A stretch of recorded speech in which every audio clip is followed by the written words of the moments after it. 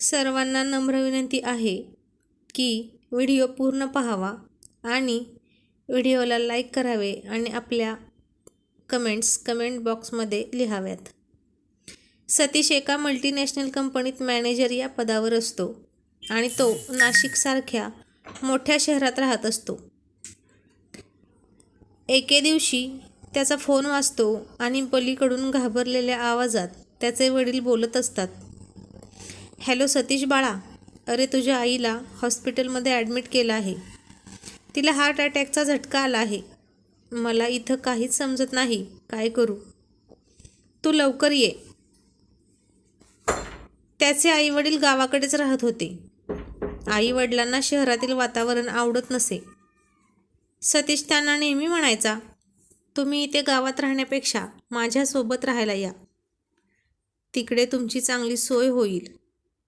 आता इथे तुमची काळजी घेण्यासाठी सुद्धा कोणीच नाही. सतीश, प्रतिभा आणि श्यामरावांचा एकुलता एक मुलगा होता. वडील म्हणाले, आईला रुग्णालयात दाखल केले आहे, परंतु उपचारासाठी खूप जास्त रक्कम मागितली आहे. माझ्याकडे तेवढे पैसे नाहीत. हे ऐकून सतीश पूर्णपणे हादरून गेला आणि म्हणाला, बाबा, तुम्ही काही काळजी करू नका. तुम्ही डॉक्टरांना ट्रीटमेंट चालू करायला सांगा. मी लगेच पैसे घेऊन येतो. आणि सतीश घाईघाईने घरी आला आणि बायकोला म्हणाला, पटकन सामान बांध, आपल्याला गावी जायचं आहे. आईला हृदयविकाराचा झटका आला आहे. मनीषा म्हणाली, आज माझ्या मैत्रिणीच्या लग्नाचा वाढदिवस आहे. हे सर्व सांगून माझा मूड पूर्णपणे खराब केलास. साधी ॲसिडिटी झाली असेल तुमच्या आईला. काही नाही, आपण कुठेही जायचं नाही. आपल्याला पार्टीला जायचं आहे, कळलं? आणि सतीश, तू एवढी काळजी का करतोस? आईबाबांचं हे चालूच राहणार आहे. आता चल, मस्त जाऊया पार्टीला. सतीश रागाने म्हणाला, काय? माझी आई हॉस्पिटलमध्ये ॲडमिट आहे आणि तुला पार्टीला जायचं पडलं आहे? नसेल तुला यायचं तर तू नको येऊ. असं म्हणून त्याने आपली बॅग उचलली आणि तो निघाला. हॉस्पिटलमध्ये पोहोचल्यावर बाबा त्याचीच वाट पाहत होते. सतीश बाबांजवळ गेला व त्यांना धीर देत म्हणाला, बाबा, काळजी करू नका. आता मी आलो आहे ना, सर्व काही ठीक होईल. त्याने डॉक्टरची भेट घेतली आणि त्यांना सांगितलं, डॉक्टर साहेब, कितीही पैसे लागले तरी चालतील, पण माझ्या आईला तुम्ही काहीही होऊ देऊ नका. डॉक्टरांनी सतीशला धीर दिला. सतीश, काळजी करू नकोस. तुझ्या आईला काहीही होणार नाही. आम्ही पुरेपूर प्रयत्न करत आहोत. त्यानंतर डॉक्टरांनी प्रतिभाताईंवर उपचार सुरू केले. हळूहळू प्रतिभाताईंची तब्येत पूर्णपणे बरी झाली. सतीश आईला हॉस्पिटलमधून घरी घेऊन आला आणि काही दिवस तो तिथेच राहून तिची सेवा करत होता. पण ऑफिसमधून त्याला सारखे फोन येत होते. यावर श्यामराव म्हणाले, बेटा, आता तुझी आई पूर्णपणे बरी झालेली आहे. आता फक्त तिला सांधेदुखीचा त्रास आहे, पण तो नेहमीचाच आहे. त्याची तू काळजी करू नकोस. तू कामावरून एवढ्या सुट्ट्या घेऊ नकोस. ऑफिसला जा. आम्ही आमची पूर्ण काळजी घेऊ. सतीश काहीच बोलला नाही. तो आतमध्ये जाऊन 2 बॅगा घेऊन बाहेर आला. त्याला पाहून आई वडील दोघेही थक्क झाले. अरे बेटा, यात काय आहे? आई, बाबा, या बॅगमध्ये तुमचं सामान आहे. तुम्ही आत्ता माझ्यासोबत चला. श्यामराव म्हणाले, बेटा, आम्ही इथेच ठीक आहोत. शहरातील वातावरण काही आम्हाला मानवत नाही. तू फक्त आम्हाला भेटायला येत जा. तेवढेच आमच्यासाठी पुरेसे आहे. आणि तुला तर माहीत आहे ना, सूनबाई आम्हाला फार काही पसंत करत नाही. सतीश म्हणाला, बाबा, तुम्ही त्याची काळजी करू नका. मी सर्व काही सांभाळून घेईन.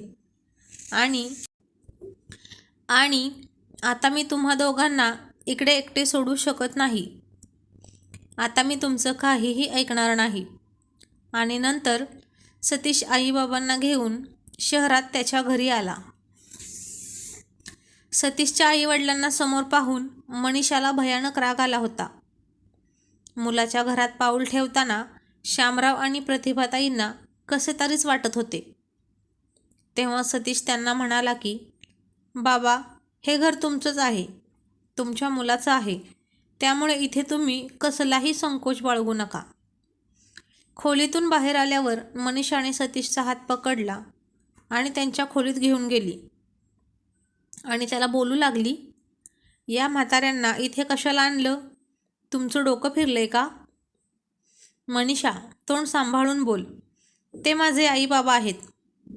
माझ्या आईबाबांची काळजी घेण्यासाठी मी एकटा पुरेसा आहे.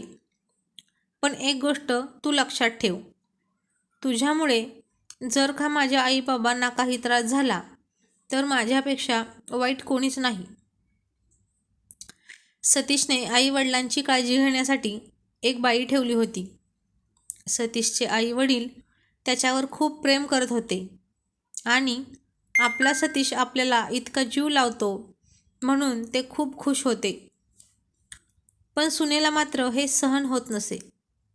परंतु श्यामराव आणि प्रतिभाताई आपल्या मुलाच्या प्रेमाला बघून तिच्याकडे दुर्लक्ष करायचे. एक दिवस सतीशला 1 महिन्यासाठी पुण्याला जायचे होते. पण त्याला आईबाबांची खूप काळजी वाटत होती. त्याला मनीषाचा स्वभाव चांगल्या प्रकारे माहीत होता, म्हणून तो आईवडिलांना तिच्यासोबत राहू द्यायला तयार नव्हता. त्याची ही अवस्था बघून आईवडील म्हणाले, बेटा, तू काहीही चिंता करू नकोस, तू निश्चिंत होऊन जा, तू तुझ्या कामासाठी जा. सतीशने कामवाल्या बाईला सर्व समजावून सांगितले आणि तिला म्हणाला की, आईवडिलांवर नीट लक्ष ठेव माझ्या, त्यांना काहीही कमी पडता कामा नये, असे म्हणून तो पुण्याला निघून गेला.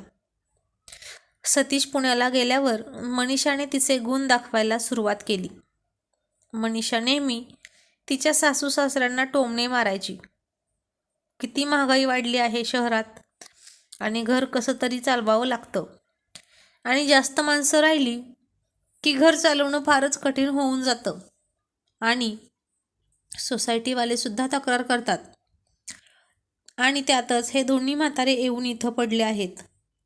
ते आल्यामुळे घरातील खर्च खूप वाढला आहे. त्यात नोकर पण ठेवला यांच्यासाठी. काय करू या दोन्ही म्हाताऱ्यांचे, काही समजत नाही. सुनेचे असे बोलणे ऐकून दोघेही गप्प बसायचे. सतीशला पुण्याला गेल्यावर मनीषाने कामवाल्या बाईला देखील कामावरून काढून टाकले आणि संतापात ती तिच्या सासू सासऱ्यांच्या खोलीत आली आणि त्यांना म्हणाली, आई बाबा, म्हातारपणी असे पडून राहत जाऊ नका, नाहीतर तुमचे हातपाय जड होऊन जातील. मनीषा संतापातच म्हणाली पुढे, आई, तुम्ही मला स्वयंपाक बनवण्यात मदत करा आणि बाबा, तुम्ही बाकीची सगळी कामं करा, झाडू मारा आणि हॉलचं आवरा. तेव्हा तिचे सासरे म्हणाले, पोरी, तुला जे काही काम सांगायचं आहे ते मला सांग, पण प्रतिभाला काहीच सांगू नकोस. तिची तब्येत बरी नाही, तिच्याकडून कोणतेच काम होऊ शकत नाही. हे ऐकून मनीषा म्हणाली, हो का?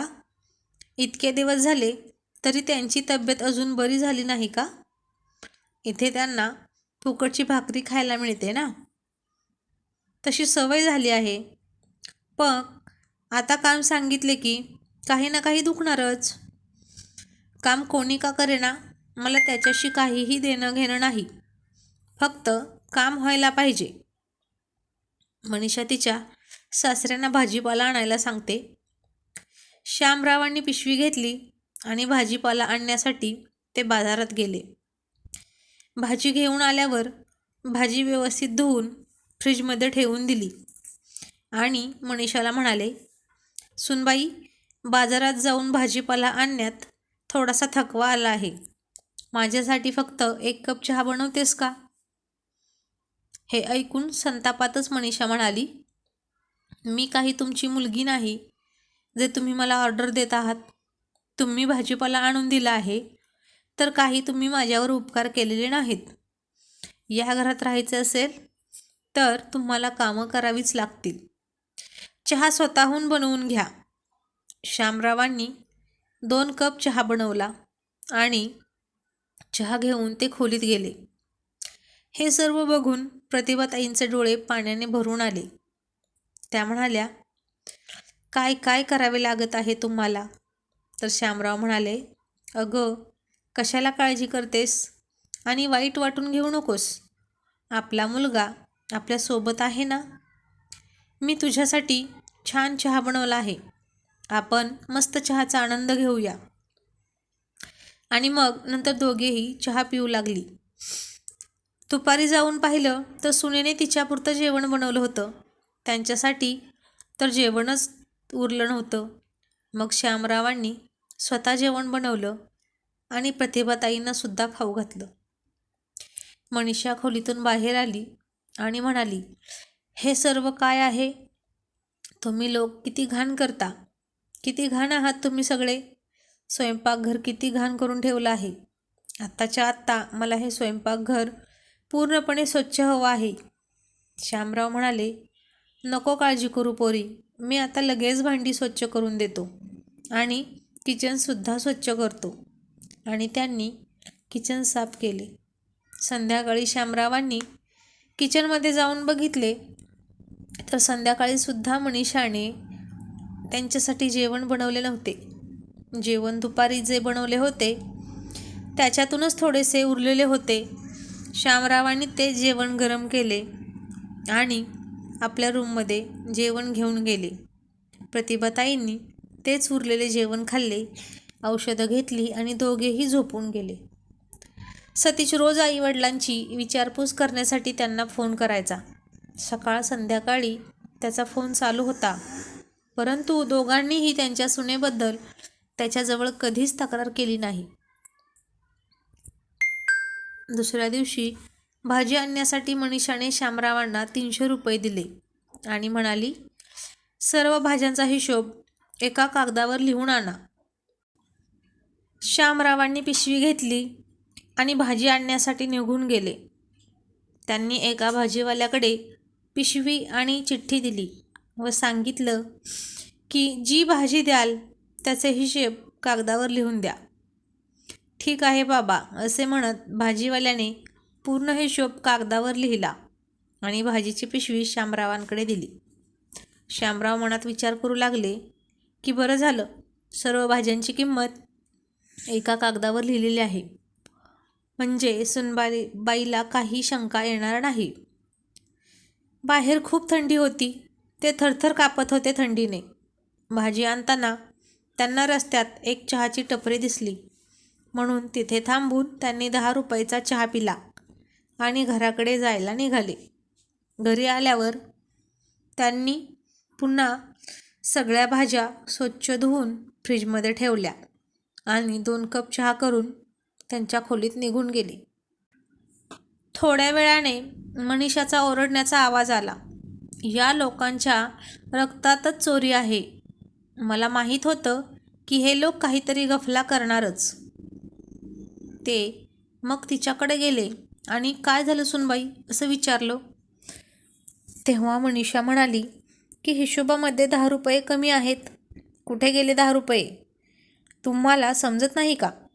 श्यामरावने मान खाली केली आणि म्हणाले, मनीषा, अगं बाहेर थंडी होती म्हणून मी वाटेत येताना 10 रुपयाचा चहा पिण्यासाठी खर्च केला. घरी येऊन चहा प्यायला तुमचे हातपाय मोडले होते का? घरी आल्यावर चहा पिऊ शकला असता ना. फालतू खर्च करताना लाज नाही वाटत? दोघेही काहीही बोलत नव्हते. आता श्यामराव रोजच स्वतःसाठी आणि त्यांच्या पत्नीसाठी चहा, नाश्ता, जेवण बनवायचे, घरातील साफसफाई करायचे. एक दिवशी मनीषाची मैत्रीण तिला भेटण्यासाठी आली आणि जेव्हा श्यामराव प्रतिभाताईंसाठी काढा बनवत होते तेव्हा मनीषा तिला म्हणाली की तू का आलीस माझ्या घरी? मला बोलवायचं ना, मी आले असते तुला भेटायला. तेव्हा तिची मैत्रीण म्हणाली, का? मी तुझ्या घरी येऊ शकत नाही का? मनीषा म्हणाली, नाही ग, तसं नाही आहे. तिच्या मैत्रिणीला तिचे सासू सासरे दिसायला नको म्हणून मनीषाने सुनंदाचा हात पकडून तिला तिच्या खोलीमध्ये नेले. दोघीही एकमेकांशी बोलत होत्या. तेवढ्या तिथे शामराव आले आणि म्हणाले, सुनबाई, अद्रक कुठं ठेवली आहे? मला सापडत नाही. कुठे आहे सांग ना. तेवढ्यात मनीषा ओरडतच म्हणाली, किती वेळा सांगितलं आहे तुम्हाला की माझ्या रूममध्ये असं येऊ नका. मला नाही माहीत कुठे आहे अद्रक. आता गुपचूप इथून जायचं. सुनंदाने तिला विचारले, हे आजोबा कोण आहेत? मी आधी यांना कधीच पाहिलं नाही. त्यांना आत्ताच कामावर ठेवलं आहे. कुठल्या वस्तू कुठे ठेवल्या आहेत त्यांना माहीत नाही म्हणून ते मला विचारायला आले होते. सुनेचे ते बोलणे ऐकून शामरावांच्या डोळ्यात पाणी आले. माझ्यासाठी आणि माझ्या मैत्रिणीसाठी 2 कप कॉफी बनवून आणा. लवकर आणा. आणि मग शामरावांनी त्यांचे डोळे पुसले आणि 2 कप कॉफी बनवून मनीषाच्या खोलीत नेऊन तिच्या हातात दिली आणि बायकोसाठी काढा बनवून त्यांच्या खोलीत घेऊन गेले. प्रतिभाताईंनी त्यांना विचारले, काय हो, काय झालं होतं? सुनबाई एवढी का ओरडत होती? यावर शामराव म्हणाले, अगं काही नाही झाले. तू हा काढा पी, तुला बरं वाटेल. तेवढ्यात मनीषा ओरडली, तुम्हाला कॉफीसुद्धा नीट बनवता येत नाही? सगळी तोंडाची चव बिघडवून टाकलीत तुम्ही. आणि काय झालं ग पोरी? असे प्रतिभाताईंनी मनीषाला विचारले. तेव्हा ती म्हणाली की तुम्ही तर शांतच बसा. तुम्ही एकतर काहीही काम करत नाही आणि नुसते इकडे तिकडे चौकशा करत असतात. यावर प्रतिभाताई गप्प बसल्या. पुढे मनीषा म्हणाली, मी माझ्या मैत्रिणीसोबत बाहेर फिरायला जात आहे आणि मी घरी परत येण्याआधी मला पूर्ण घर स्वच्छ हवं आहे. मनीषाचे बोलणे ऐकून त्या दोघांच्या डोळ्यात पाणी येऊ लागले. शामराव प्रतिभाताईंना म्हणाले, मी घरातील सगळी कामं आता आवरून घेतो आणि थोडीफार घरातली कामं केली तर काय फरक पडणार आहे? बसून बसून हातपाय जड पडतील आणि मग त्यामुळे वेगवेगळे आजार देखील होतील. त्यांनी तिला आराम करायला सांगितला आणि त्यांनी किचनमध्ये जाऊन भांडी स्वच्छ करायला घेतली. तेवढ्यातच सतीश घरी परत आला आणि आईबाबांना आवाजच देत म्हणाला, आई बाबा कुठे आहात तुम्ही? बघा मी तुमच्यासाठी काय आणलंय. सतीश पळतच आईवडिलांच्या रूममध्ये गेला आणि आईच्या पाया पडत म्हणाला, आई तू बरी आहेस ना?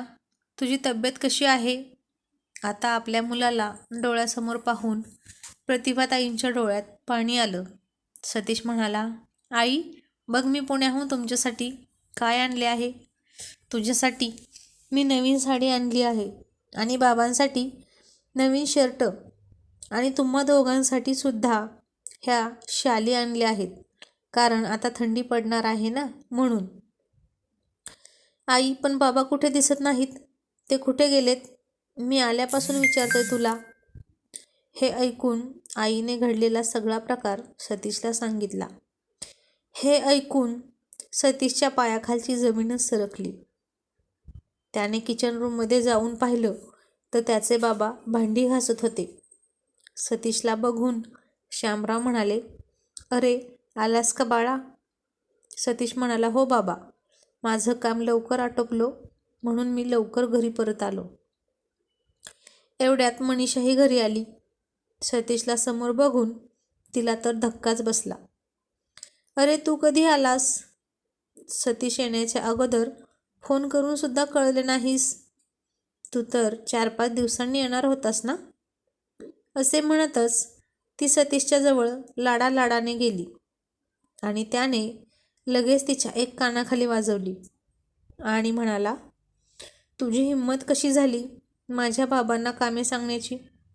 आणि वरती म्हणाला की तुला किती वेळा सांगितलं आहे की माझ्या आईवडिलांना त्रास द्यायचा नाहीस, तरीही तू माझ्या आईवडिलांना त्रास दिलास आणि त्यांचे मन दुखावले आहेस. मी तुझ्या आईवडिलांसाठी तुझ्यासाठी नेहमी तत्पर असतो आणि किती त्यांचा सन्मान करतो पण तू मात्र माझ्या आईवडिलांचा अजिबात सन्मान करत नाहीस. त्यांना तू नोकरांप्रमाणे समजलीस. आता तू तुझे सामान घे आणि तुझ्या माहेरी जा. माझ्या घरात एक क्षणभर सुद्धा थांबू नकोस. या घरात आणि माझ्या मनात तुझ्यासाठी थोडीसुद्धा जागा शिल्लक नाही. सतीशचे बोलणे ऐकून मनीषा घाबरल्याने म्हणाली, सतीश, तू माझ्यासोबत असे नाही करू शकत. तू तर माझ्यावर खूप प्रेम करतोस ना. बायको आहे मी तुझी. तू मला घरातून असं कसं काढू शकतोस? यावर सतीश म्हणाला, हो, मी तुझ्यावर प्रेम करतो, पण तुझ्यापेक्षा जास्त प्रेम मी माझ्या आईबाबांवर करतो. मी तुझ्यासाठी त्यांना सोडू शकत नाही. मला वाटलं होतं कधी ना कधी तू माझ्या आईवडिलांना समजून घेशील, पण असं झालं नाही. तुझ्यासारख्या बाया हसत्या खेळत्या कुटुंबाला दृष्ट लावतात. त्या घराची पूर्णपणे वाट लावून टाकतात. माझ्या आईवडिलांकडे बघ. तू त्यांच्यावर इतका अत्याचार केलास तरीही ते तुझ्या विरोधात एक शब्द देखील बोलत नाहीत. आणि तू मात्र त्यांच्याशी इतकी वाईट वागलीस. तू माझ्या बाबांना जेवण बनवायला लावलंस, त्यांना भांडी घासायला लावलीस. अगं, मला स्वतःचीच लाज वाटत आहे की मी तुझ्यासारख्या नीच मुलीसोबत लग्न केलं. केवळ तुझ्या अशा घाणेरड्या स्वभावामुळे माझे आईबाबा आपल्याबरोबर राहत नाहीत. सून चांगली असेल तर ते घराचं नंदनवन करते आणि जर सून दुष्ट असेल तर त्या घराचा नरक होतो. आणि तो त्यांचे पाय पकडून रडू लागला. आई बाबा, मला माफ करा. माझ्यामुळे तुम्हाला इतका त्रास झाला, पण इथून पुढे तुम्हाला आता त्रास सहन करण्याची गरज नाही. मी कधीच तुम्हाला एकटे सोडणार नाही. आता मनीषा पण आईवडिलांचे पाय धरून रडू लागली आणि म्हणाली, आई बाबा, मला माफ करा. खूप मोठी चूक झाली माझ्याकडून.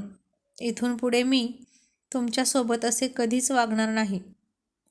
प्रतिभाताई सतीशला म्हणाल्या, बेटा, जाऊ दे, झालं गेलं विसरून जा आणि सुनबाईला माफ कर.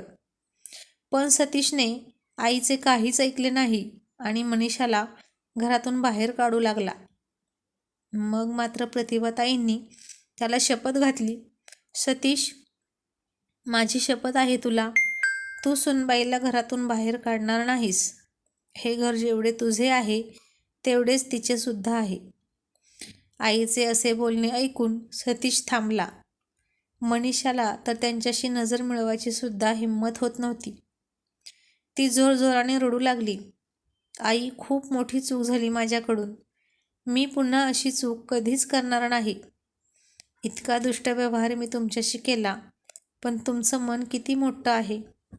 तुम्ही माझ्या बाजूने बोलत आहात आणि स्वतःच्या मुलाशी तुम्ही माझ्यासाठी भांडत आहात. खरंच बाबा, मला माफ करा. असे म्हणून ती त्या दोघांचे पाय धरते तेव्हा बाबा म्हणतात, रडू नको सुनबाई.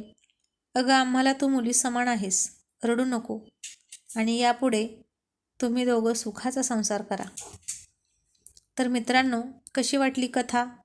कथा आवडल्यास व्हिडिओला लाईक करा आणि शेअर करा. आणि अशाच नवनवीन कथांसाठी आताच आपल्या चॅनलला सबस्क्राईब करा. धन्यवाद.